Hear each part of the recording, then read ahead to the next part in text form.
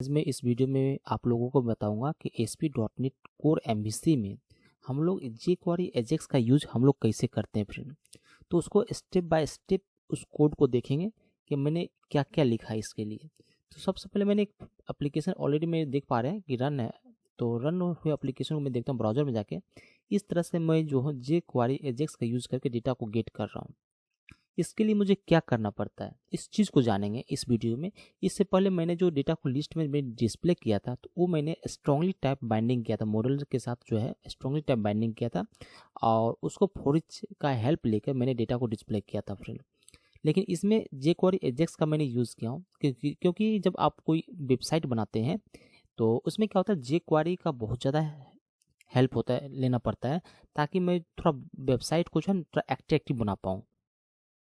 तो क्या होता है कि इसको यदि इस डेटा में jQuery का मैं यूज़ करता हूँ तो क्या होता है, पेज जो मेरा रीलोड नहीं होता है। इस चीज़ को ध्यान रखना है। तो पेज जो मेरा रीलोड नहीं होता है ये सबसे बड़ा एडवांटेज है फ्रेंड। तो इसलिए मैं jQuery Ajax का यूज़ कर रहा हूँ। तो इसमें क्या होता है कि मैंने इसमें जो लिस्ट में जो डेटा डिस्प्ले कराया हूँ तो ये आपको समझाने के लिए कराया हूँ फ्रेंड। तो इसमें क्या होता है, जब कोई आप एप्लीकेशन फॉर्म बना रहे हैं, अब फॉर्म में क्या होता है कि आप कोई टैग पे क्लिक किए, इससे फॉर्म ओपन होता है, मॉडल ओपन होता है। मॉडल आप समझ रहे हैं, वो मॉडल जो एक डिज़ाइन में जो मॉडल होता है, स्क्रीन के ऊपर एक स्क्रीन आता है बॉक्स की तरह। उसमें क्या होता है, मुझे कुछ इन्फॉर्मेशन गेट करना है, दिखाना है। तो उस कंडीशन में आप jQuery का यूज़ करना बेस्ट होता है फ्रेंड। आप लोग jQuery Ajax का यूज़ करके डेटा को गेट कर सकते हैं। यदि कुछ पोस्ट करना चाहते हैं उस फॉर्म से, मॉडल को ओपन करके पोस्ट करना चाहते हैं, jQuery Ajax का यूज़ करके पोस्ट कर सकते हैं। बहुत ज़्यादा हेल्पफुल होता है, इस चीज़ को ध्यान रखना है। जब मैं अपने प्रोजेक्ट पे मैं बड़ा बड़ा प्रोजेक्ट में लाइव प्रोजेक्ट पे मैं काम करूँगा तो उस समय आपको मैं दिखाऊंगा। तो अभी इसमें मैं दिखा रहा हूँ Ajax का यूज़ कैसे करते हैं। सबसे पहले मैंने क्या किया हूँ, आप देखिए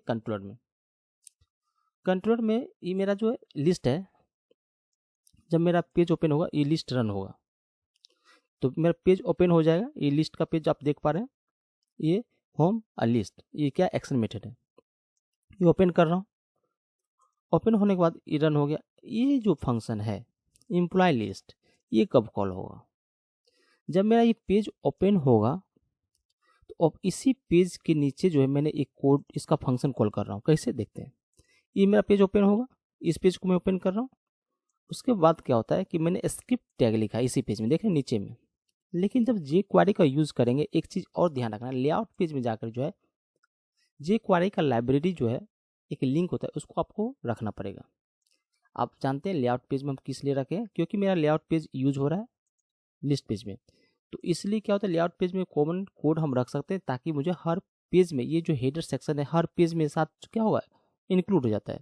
क्योंकि इंक्लूड नहीं हो जाता है कि जैसे लिस्ट पेज है, तो लिस्ट पेज क्या करेगा, मेरा लेआउट पेज जो है ना बॉडी सेक्शन के अंदर रेंडर हो जाएगा, इसके अंदर रेंडर हो जाता है। तो ऊपर वाला का हेडर सेक्शन क्या हो जाएगा, ऑटोमेटिक मिल जाएगा मुझे। ये कोड सारा उठ के जब मेरा एप्लीकेशन रन होगा इसके अंदर रेंडर हो जाएगा, इस सेक्शन के अंदर। तो रेंडर हो जाने से क्या होगा, सारा कोड मेरे यहाँ मिल जाएगा। तो ये जो यहाँ पर जो मैंने इंक्लूड किया हूँ jQuery लाइब्रेरी, ये मुझे ऑटोमेटिक मिल जाएगा। तो वही होता है कि यहाँ पर मैंने लाइब्रेरी इंक्लूड कर दिया। आप स्क्रिप्ट टैग यहाँ पर रख रहा हूँ, क्योंकि इस कोड को मैं लेआउट पेज में भी रख सकता हूँ। लेकिन ये जो स्पेसिफिक जो कोड लिखा गया है इसी पेज का है। यहाँ पर यदि मैं कोड रखता हूँ तो क्या होगा, हर पेज के लिए अप्लीकेबल हो जाएगा, हर पेज में उसका यूज होगा। यहाँ पर इसीलिए रखा हूँ कि ये जो पेज होगा, ये जो कोड होगा इसी स्पेसिफिक लिस्ट के लिए ही बनाया गया है, केवल लिस्ट में ही इसका यूज होगा। इसीलिए जब मेरा रेंडर होगा तो इसके अंदर ही रेंडर होगा, इसके अंदर रेंडर होगा, इसके अंदर रेंडर होगा। तो मेरा जावास्क्रिप्ट का कोड ऑटोमेटिक यहाँ पर आ जाएगा। यदि यहाँ पर रख दूंगा तो सभी के लिए अप्लीकेबल हो जाएगा। इसीलिए स्पेसिफिक मुझे इसी के लिए मुझे jQuery लिखना है, तो इस पेज पर मुझे लिखना पड़ेगा। इस चीज़ को समझ गए। अब मुझे क्या करना है, जब भी जावास्क्रिप्ट का कोड लिखेंगे याद रखना स्क्रिप्ट टैग के अंदर रखते हैं। और दूसरी बात, यहाँ पर मैंने क्या किया हूँ, यहाँ पे डॉलर साइन मैंने यूज़ किया हूँ। डॉलर साइन हम लोग कब यूज़ करते हैं, जब मैं jQuery का यूज़ करता हूँ तो कोई भी फंक्शन लिखने से पहले हम डॉलर साइन यूज़ करते हैं। तो इसका डिटेल्स में बताऊंगा, जब jQuery का मैं प्लेलिस्ट बनाऊंगा तो उसमें बताऊंगा jQuery क्यों लिखते हैं। और इसमें क्या होता है, init फंक्शन का क्या काम होता है, इस चीज़ को जान लेते हैं, बहुत ज़रूरी है। init फंक्शन जैसे हम लोग पेज लोड समझते हैं, पेज लोड वेब फॉर्म में पढ़ा था, पेज लोड क्या, पेज लोड क्या काम होता है, उसके अंदर जो भी फंक्शन रखते हैं तो पेज जब रीलोड होगा तो वो फंक्शन कॉल होता है। तो उसी तरह जब मेरा पेज लोड होगा तो इसके अंदर कोई भी फंक्शन रखेंगे तो फंक्शन क्या होगा, रीलोड होगा। ये मेरा जब पेज ओपन होगा तो सबसे पहले क्या करेगा, इसको रीलोड करेगा। init फंक्शन इसलिए यहाँ पे रखा गया है, तो इस फंक्शन को मैंने यूज़ किया है, इसको रीलोड कर देगा। इसको जब रीलोड करेगा फ्रेंड क्या करेगा, होम और एम्प्लॉय लिस्ट, ये जो मैंने कंट्रोलर बनाया है यहाँ पर देख पाए, इसको अब एक्शन में लाएगा ये। तो इसको एग्जीक्यूट करें, कौन सा method, get method. Get method का हम लोग यूज़ कब करते हैं फ्रेंड, जब मुझे सर्वर से डेटा को गेट करना पड़ता है, तो गेट करने के लिए हम गेट फंक्शन का यूज़ करेंगे। और इसमें क्या होता है, इसमें डेटा में भेज रहा हूँ, जब क्या होता है, जब मुझे डेटा गेट होगा, सर्वर से डेटा आएगा यहाँ से आप जैसे रिपोजिटरी से मैं क्या कर रहा हूँ, यहाँ पे जो आई एम्प्लॉय सर्विस किसका रेफरेंस है, बीएलएल में क्लास बनाया हो, इंटरफेस बनाया हो, उसका एक रेफरेंस है। और ये क्या करेगा, रिपोजिटरी से डेटा लाएगा, डेटा एक्सेस लेयर को कॉल करेगा, डेटाबेस से डेटा उठा के यहाँ लाएगा। यहाँ लाने के बाद क्या कर रहा हूँ, यहाँ पे गेट कर रहा हूँ, किसको, फंक्शन से मैं गेट कर रहा हूँ। यहाँ पे आप देख पाइएगा, यहाँ पे गेट वाला फंक्शन मैंने इससे पहले जो मैंने वीडियो बनाया था सेम कोड वैसा ही है, किस तरह से मैं डेटाबेस से डेटा को गेट कर रहा हूँ, कहाँ तक, एक वेरिएबल में रख रहा हूँ, डेटा गेट हो रहा है। अब उस डेटा को क्या कर रहा हूँ, रिटर्न कर रहा हूँ, क्या चीज़ में, जेसन में। जेसन में रिटर्न करने के लिए मुझे जेसन एक फंक्शन होता है, उसको यूज़ करना पड़ता है, इसमें एक ऑब्जेक्ट को मुझे पास करना पड़ता है। ये क्या होगा, जितना भी ऑब्जेक्ट में डेटा है वो कन्वर्ट कर देगा जेसन में, इसलिए इसका जेसन का यूज़ करते हैं। जेसन में का यूज़ करने के लिए हम यहाँ पे क्या है, रिटर्न टाइप फंक्शन का रिटर्न का आई एक्शन रिजल्ट रखें।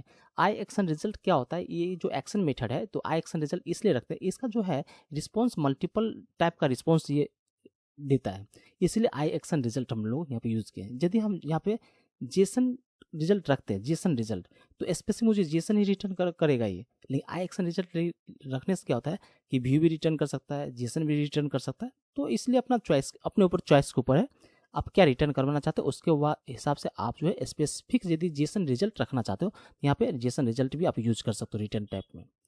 तब क्या होता है, मेरा ऑब्जेक्ट को क्या करेगा, कन्वर्ट करके जेसन में कर देगा। जेसन में जब मुझे फ्रेंड करेगा तो मुझे क्या होगा, तो ये जब यहाँ पे कॉल होगा तो यहाँ पे ये डेटा उड़ के मेरा जेसन का डेटा यहाँ पे डेटा में आके होल्ड करेगा। यहाँ पे ये जो आप मैं सेलेक्ट कर रहा हूँ, यहाँ पे डेटा आके होल्ड करेगा, ये सक्सेस हो जाएगा। सक्सेस हो जाने के बाद क्या हो जाएगा, यदि आपको समझ में नहीं आ रहा है, यदि आपको इस चीज़ को समझ में नहीं आ रहा तो आप क्या कीजिएगा, यहाँ पे एक डिबगर लगा दीजिएगा। डिबगर लिखने का भी इस तरह से क्या होता है कि मैं जो यहाँ पर यदि मुझे डिबगर लगा दूंगा तो मुझे जो ब्राउज़र का इंस्पेक्ट करके मुझे जो यहाँ पे ब्राउज़र को जो है ओपन करूँगा, यहाँ पे राइट इंस्पेक्ट करके यहाँ पे आपको क्या करना है, इस सेक्शन के अंदर कंसोल में जाना है। तो यहाँ पे डिबगर लगाएंगे तो मेरा क्या हो जाएगा फ्रेंड, आपको सॉरी यहाँ पे कंसोल में जाएंगे तो यहाँ पे आपको दिखाएगा कि आपका हीट हो रहा है, डेटा आपको गिट होगा। तो इस तरह से क्या होता है कि यहाँ पे आपको डिबगर लगाना पड़ेगा, यहाँ डेटा होल्ड कर रहा है, इसके फोर्ज के अंदर किस तरह से डेटा चलेगा। इसमें यदि 4 रो है डेटाबेस में, मुझे 4 रो है, एक फोर्ज के अंदर डेटा आएगा item dot I D, item जो कुछ भी आप रख सकते हो, यहाँ पे आइटम जो है कुछ भी रख सकते हो, आई भी रख सकते हो, भी रख सकते हो, जो अपने हिसाब से। आई डॉट यहाँ से क्या होता है, प्रॉपर्टीज़ का नाम, यानी जो मैंने जो डेटाबेस का कॉलम का नाम जो भी होगा आपके हिसाब से, अपने हिसाब से यहाँ पे मेंशन करना पड़ेगा। हर कॉलम के लिए टीडी यहाँ पे HTML जो सजा कर रखना पड़ता है। इसमें जितने भी बार रूप चलेगा, TR जो है सारा प्लस प्लस करता चला जाएगा, ये रो वेरिएबल में जाके यहाँ पे होल्ड करेगा। इसको होल्ड करने में लास्ट में जाएगा एम्प्लॉय टी बॉडी जो मैंने यहाँ पे एक ID मेंशन किया है, इसके अंदर क्या करेगा, रेंडर कर देगा फ्रेंड।